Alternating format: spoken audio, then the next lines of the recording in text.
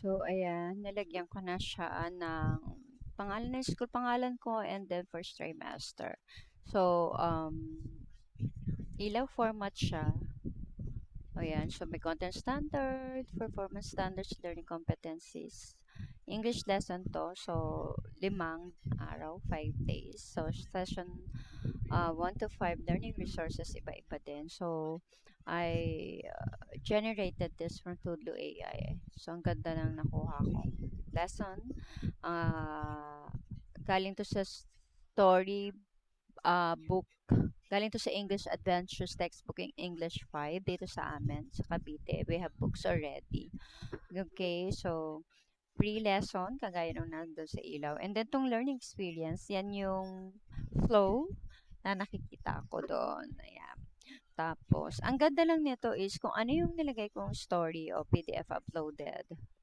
Yun din yung lumabas ng mga activity.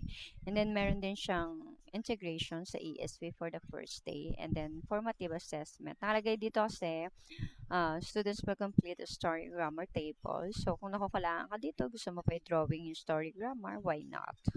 Bahala ka na. And then for homework, eto nakalagay na rin. And then next is session 2. So next topic mo naman is narrative sequencing and structural analysis. So ikaw na rin ang bahala na mag-execute ng ating plan na generated.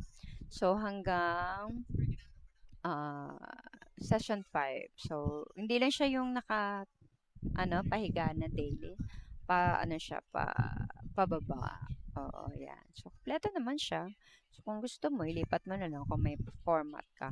Kung ano man yung nandyan. Okay? So, ayan, hanggang 5 siya. Tapos sa baba ay nakalagay naman na this was developed with the assistance of AI. And, okay naman yan. Pasok naman.